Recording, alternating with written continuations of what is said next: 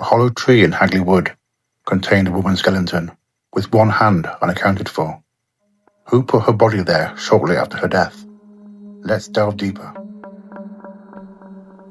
It was the 18th of April, 1943, and Britain was in the middle of the Second World War when four boys, Robert Hart, Thomas Willits, Bob Farmer, and Fred Payne, set out into Hagley Wood, Worcestershire, for a spot of poaching and bird nesting. What they found must have shocked them to the very core, because on climbing up a large hollow wych elm tree, they found a skull inside it. They knew straight away it wasn't from an animal, because it had teeth and hair still attached. Now they had a problem, because they were on the land illegally. It belonged to Lord Cobham. So they decided to put the skull back and say nothing about it. However, it played on Thomas's mind, and he told his parents, and they called the police. This must surely have been one of the police's strangest discoveries, because in the tree was an almost complete skeleton. There was also a shoe, a wedding ring, some bits of clothing, and the remains of the missing hand were found nearby. On examination, the Home Office pathologist James Webster established that the skeleton was female and placed her death around 18 months earlier, probably around October 1941. She had been placed inside the tree feet first, while still warm, because her body wouldn't have fit once rigor mortis had set in. It was estimated that she had been about 35, around 5 foot in height, with brown hair. Her front incisors were slightly overlapping, and she may have had a baby, but this was inconclusive. A piece of peach-coloured taffeta, torn from her skirt, was found in her mouth, which may suggest how she died. The trouble here is the boys who found her said that they wrapped some cloth around a stick and wedged it in her mouth to put the skull back in the tree. So this may not be the correct cause of death. Missing person reports were examined, and dentists were contacted due to her teeth being quite distinctive, but nothing gave her identity. Then some weird graffiti started to appear on walls nearby.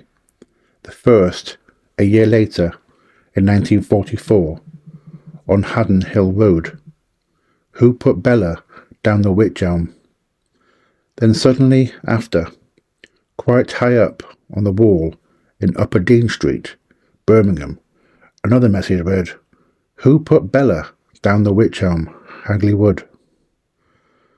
The graffiti has continued to appear sporadically since the 1970s, and the last, in 1999, read, Who put Bella in the wych elm? Some bizarre theories transpired, and the case began to transform from one of a tragic murder to be entwined with espionage, witchcraft rituals, and folklore. In 1944, a Birmingham prostitute reported to the police that another sex worker called Bella, who broke the Hagley Road area, had disappeared 3 years previously. In 1945, controversial Egyptologist Margaret Murray came forward with a witchcraft theory, a subject on which she had written several books. She sparked the interest of the general public with her disturbing and yet compelling tales of murder and sacrifice. She said the severed hand was an occult practice known as the Hand of Glory, believed to grant magical powers. There was no evidence that the hand had been severed, and it was the police's view that it was simply down to animal activity.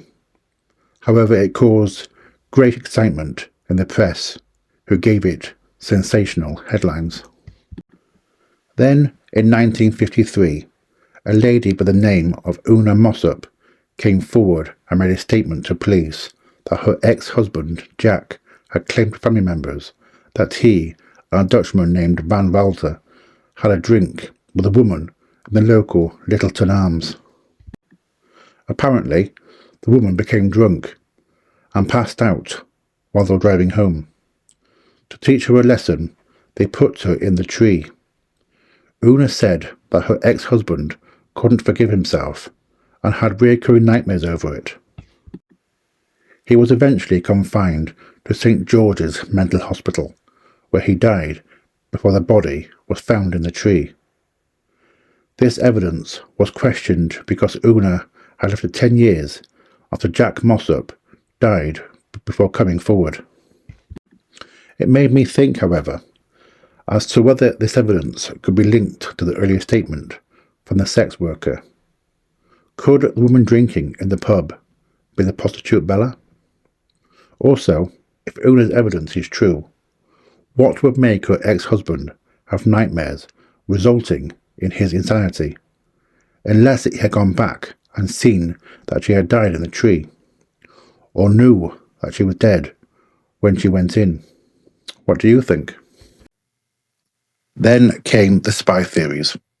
Of course, it was the war years, so spying could be uppermost in people's minds at the time. An MI5 declassified file about the last man to be put to death in the Tower of London, Joseph Jacobs, who was shot by a military firing squad, put forward another take on things. He was an agent for the German Military Intelligence Service, and had said that his lover, Clara Boyle, was being trained as a spy, and that she could have been parachuted into England after him. There is no evidence whatsoever that she was sent, and the idea that she could have parachuted into a hollow tree is surely absurd. Clara Boyle was 6 foot tall, and our mystery woman was 5 foot. And also, to put a further end to this theory, Clara died in Berlin on the 16th of December 1942. Another spy theory is that Bella was in fact Clara Bella Dronkers, a Dutch woman who was killed by a German spy wing because she knew too much about them. It would appear that whoever Lubella or Bella was, her death was likely at the hands of a killer, and nothing to do with spies, black magic rituals, or witchcraft. In 2018, a face for Bella was recreated by an expert with experience in rebuilding people from photographs of her skull. Her image was published, but no one came forward, and the case was officially marked as unsolved in 2005. But a case is never closed until it is solved.